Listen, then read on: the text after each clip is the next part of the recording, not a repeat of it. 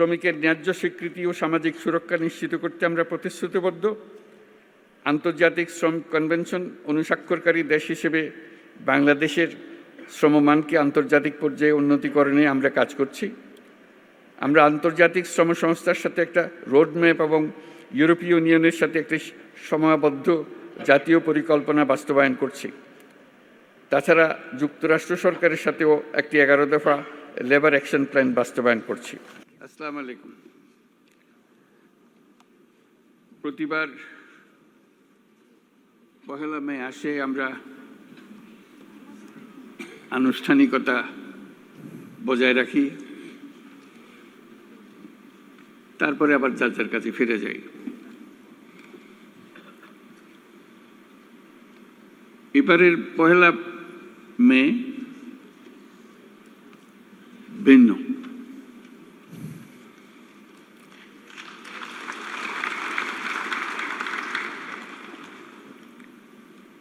সেটা তো অভ্যুত্থানের মাধ্যমে যে সুযোগ আমাদের সৃষ্টি হয়েছে,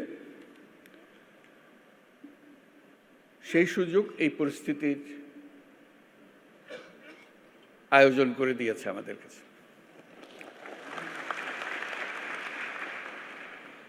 আমরা আজকে যেগুলোই উচ্চারণ করলাম, যেসব কথা বলি, আগেও ওরকম বলেছি নিশ্চয়ই অতীতে পহেলা মে যখন হয়েছে, কিংবা এবারের অর্থ ভিন্ন। এই জন্য ভিন্ন, আমরা এই প্রতিশ্রুতি নিয়ে সরকার যাত্রা শুরু করেছে, যেটা ছাত্র, শ্রমিক এবং জনগণের অভ্যুত্থানের মাধ্যমে যেটা আকাঙ্ক্ষা সৃষ্টি হয়েছে, নতুন বাংলাদেশ গড়া। এই নতুন বাংলাদেশ হবে না যদি শ্রমিকদের অবস্থা পুরনো বাংলাদেশের মতো থেকে যায়।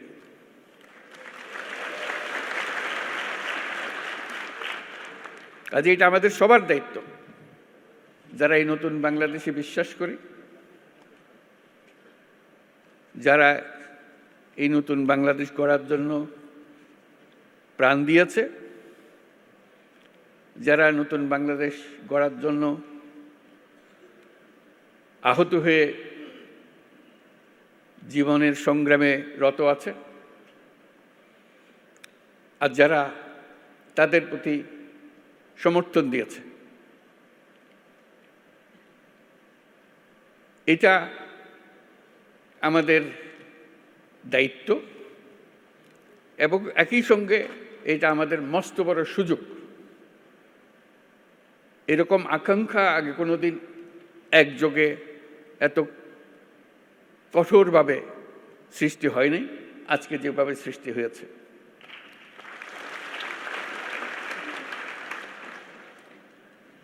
শ্রম সংস্কার কমিশনের চেয়ারম্যান সাহেব খুব সুন্দর করে আমাদের যত আকাঙ্ক্ষা নতুন বাংলাদেশের শ্রমিকদের কি হবে সেগুলো তুলে ধরেছেন তাদের কমিশনের রিপোর্টে, এবং সেটা উনি ভালো করে বুঝিয়ে দিয়েছেন। এটা শুধু শ্রমিকদের পক্ষ থেকে বলার কথা না,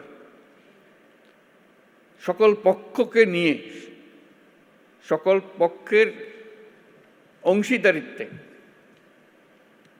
এই কমিশনের রিপোর্ট রচনা হয়েছে। তারা যেসব কথা বলেছেন, যেসব সুপারিশ করেছেন, আমি ব্যক্তিগতভাবে অভিভূত হয়েছি। এত সুন্দর করে এত কঠিন বিষয়গুলোকে তুলে ধরেছে। আমি তাকে অনুরোধ করছিলাম আমাদেরকে একটা তালিকা দেন যেগুলো তাড়াতাড়ি করা যায়। তিনি সঙ্গে সঙ্গে বললেন, আমি প্রস্তুত হয়ে এসেছি, তালিকা আপনার জন্য নিয়ে এসছি। আশু করণীয়, আমাদের দায়িত্ব হলো আশু করণীয়গুলো দিয়ে যাত্রা শুরু করা। এইগুলো করণীয়গুলো সমাপ্ত করার পরে কঠিনগুলো আস্তে আস্তে আমরা রওনা হব। কিন্তু এটা বাস্তবায়ন না করে জাতির কোনো গত্যন্তর নাই। এই নতুন বাংলাদেশ গড়তে হলে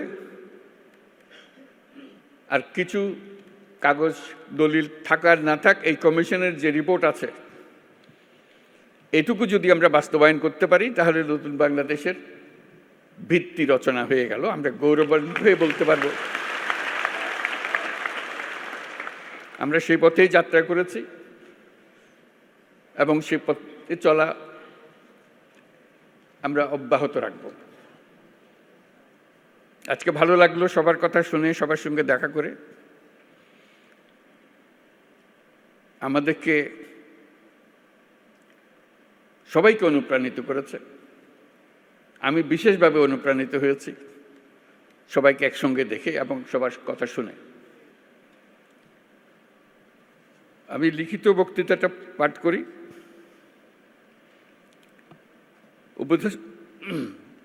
উপদেষ্টা পরিষদের সদস্যবৃন্দ, কূটনীতিকবৃন্দ, ইয়োর এক্সেলেন্সিজ, আইএলও সহ বিদেশি সংস্থার প্রতিনিধিবৃন্দ, শ্রমিক ও মালিক সংগঠনের নেতৃবৃন্দ,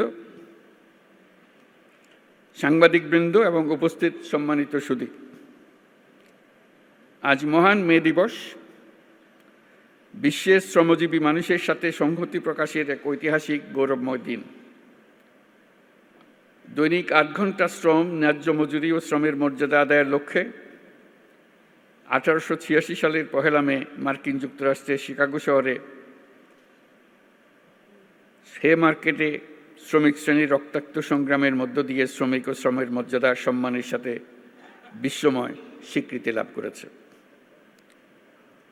সেই প্রেক্ষাপটে এটি শুধু একটা সাধারণ দিবস নয়, শ্রমজীবী মানুষের অধিকার আদায়ের আন্দোলনের সংগ্রামের অনুপ্রেরণার উৎস। তার সঙ্গে এখন যুক্ত হয়েছে আমাদের অভ্যুত্থান, জুলাই অভ্যুত্থান।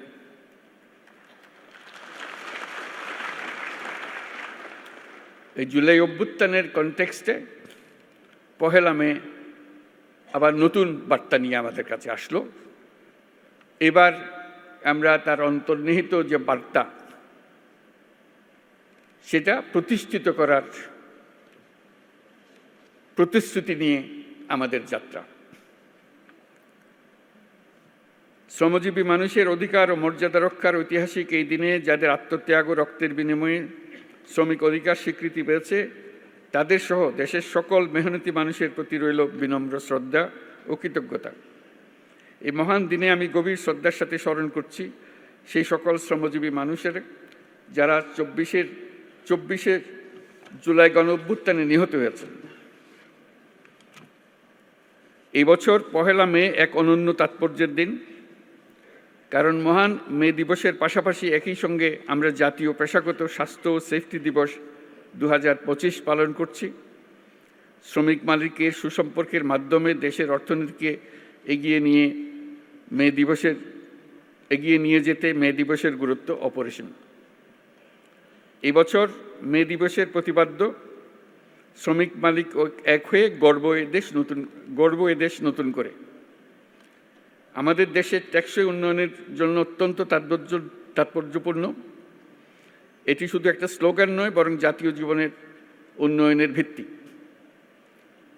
কারণ শ্রমিক মালিক পরস্পরের পরিপূরক এবং তাদের যৌথ প্রচেষ্টায় একটি শক্তিশালী, আত্মনির্ভর ও সমৃদ্ধ বাংলাদেশ গড়ে তুলতে পারবে বলে আমি দৃঢ়ভাবে বিশ্বাস করি। একটি জাতির অগ্রগতির মূলে রয়েছে পরিশ্রমী শ্রমজীবী জনগণ এবং দায়িত্বশীল মালিক শ্রেণী। একজনের পরিশ্রম এবং আরেকজনের নেতৃত্ব, ব্যবস্থাপনা ও বিনিয়োগ মিলিয়েই বৃদ্ধি পায় উৎপাদনশীলতা, গড়ে ওঠে শিল্প ও অর্থনীতি। বাংলাদেশের পোশাক খাত, কৃষি, শিল্প, নির্মাণ, পরিবহন, প্রযুক্তি প্রতিটি খাতের উন্নতির পেছনে রয়েছে শ্রমিকের পরিশ্রম। আর এই শ্রমিকের পরিশ্রম এবং মালিকের মেধা। দেশকে নতুন করে গড়ে তুলতে হলে এই ঐক্য, পারস্পরিক শ্রদ্ধা ও আস্থার পরিবেশ সৃষ্টি করতে হবে এবং তৈরি করতে হবে শ্রমিকের সম্ভাবনা, যেটা তারা যেন উদ্যোক্তা হবারও সুযোগ পায়।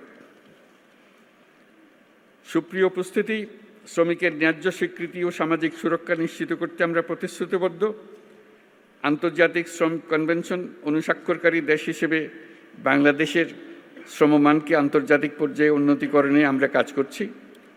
আমরা আন্তর্জাতিক শ্রম সংস্থার সাথে একটা রোডম্যাপ এবং ইউরোপীয় ইউনিয়নের সাথে একটি সময়াবদ্ধ জাতীয় পরিকল্পনা বাস্তবায়ন করছি।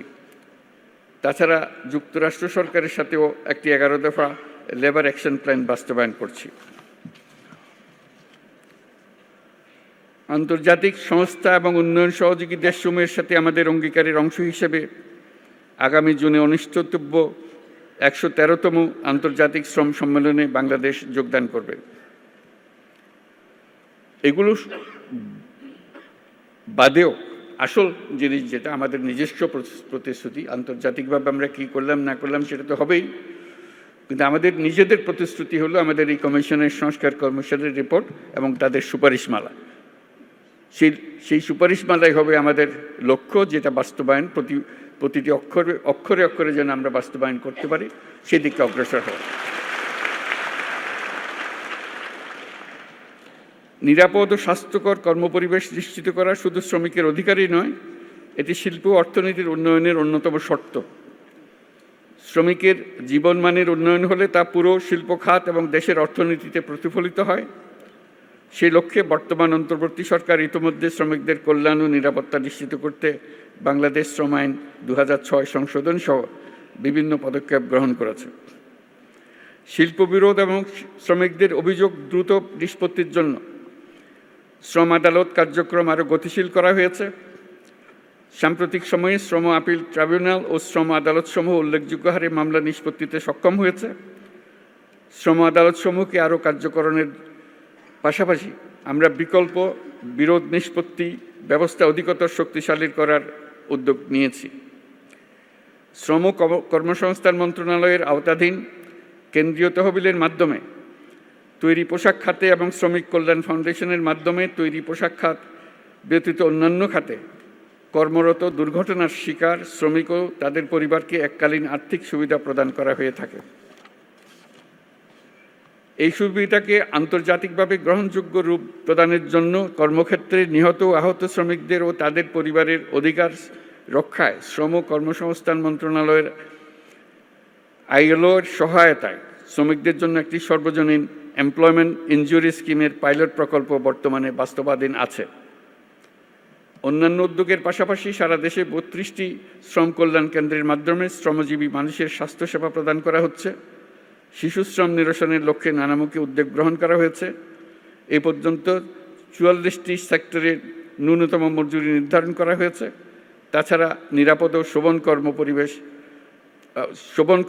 পরিবেশ বান্ধব প্রযুক্তি এবং দক্ষ জনশক্তি ব্যবহারের মাধ্যমে টেকসই উন্নয়নে অবদানের জন্য প্রতি বছর গ্রিন ফ্যাক্টরি অ্যাওয়ার্ড দেওয়া হচ্ছে। শ্রমিক মালিকদের সাথে দফায় দফায় আলোচনার মাধ্যমে শ্রম সন্তোষ বহুলাংশ কমিয়ে আনা সম্ভব হয়েছে। শ্রমিকের অধিকার রক্ষার পাশাপাশি শিল্পকেও বাঁচিয়ে রাখতে হবে। তাই যে সকল কারখানা ও প্রতিষ্ঠান বকেয়া বেতন থাকায় শ্রম অসন্তোষ তৈরির উপক্রম হয়েছিল, সেখানে আলোচনার মাধ্যমে যৌক্তিক পর্যায়ে বকেয়া পরিশোধের মাধ্যমে শিল্প কর্মপরিবেশ সচল রাখা হয়েছে। একটি দেশ কেবলমাত্র সমৃদ্ধ হয় যখন তার শ্রমিকরা নিরাপদ ও সুষ্ঠু পরিবেশে কাজ করতে পারে, মালিকরা তাদের শ্রমের যথাযথ মূল্যায়ন করতে পারে।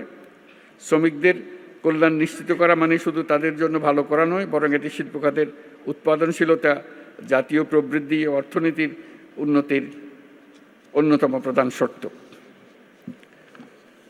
এই দেশকে নতুন করে গড়ে তুলতে হলে ঐক্য, পারস্পরিক শ্রদ্ধা এবং আস্থার পরিবেশ সৃষ্টি করতে হবে। দেশকে নতুন করে গড়ে তোলার প্রত্যয়ে উজ্জীবিত হয়ে শ্রমিকের অধিকার রক্ষা, নিরাপদ কর্মপরিবেশ নিশ্চিত করা এবং শ্রমিক মালিক সুসম্পর্ক স্থাপনে সকলকে একযোগে কাজ করার আহ্বান জানাচ্ছি। আমরা যদি ঐক্য ও সহযোগিতার ধারা অব্যাহত রাখি, তাহলে জুলাই আগস্টের ছাত্র শ্রমিক জনতার গণ অভ্যুত্থানের মাধ্যমে বৈষম্যহীন নতুন বাংলাদেশ গড়ার স্বপ্ন শুধু স্বপ্ন নয়, বাস্তব হবে। বাংলাদেশ অত্যন্ত শ্রমঘন দেশ বিদায় শ্রমিকের অধিকারকে সর্বোচ্চ গুরুত্ব দিয়ে কাজ করতে হবে। আমাদের অনেক দূর পথ পাড়ি দিতে হবে। বিভিন্ন প্রশিক্ষণ ও কর্মসূচি গ্রহণের মাধ্যমে অদক্ষ শ্রমিকদের দক্ষ শ্রমিকে রূপান্তরিত করতে হবে। এজন্য শ্রমিক সংগঠন, ব্যবসায়ী, বিনিয়োগকারী, সুশীল সমাজ, গণমাধ্যম, উন্নয়ন সহযোগী সবাইকে ঐক্যবদ্ধভাবে শ্রমিকের স্বার্থ রক্ষা ও ন্যায্য অধিকার প্রতিষ্ঠায় কাজ করতে হবে। পরিশেষে মহান বে দিবস এবং জাতীয় পেশাগত স্বাস্থ্য ও সেফটি দিবস অনুষ্ঠানে উপস্থিত সকলকে ধন্যবাদ জানিয়ে আমার বক্তব্য শেষ করছি এবং আমরা নতুন বাংলাদেশ প্রত্যয় আবার দৃঢ়ভাবে ঘোষণা করছি। ধন্যবাদ সবাইকে।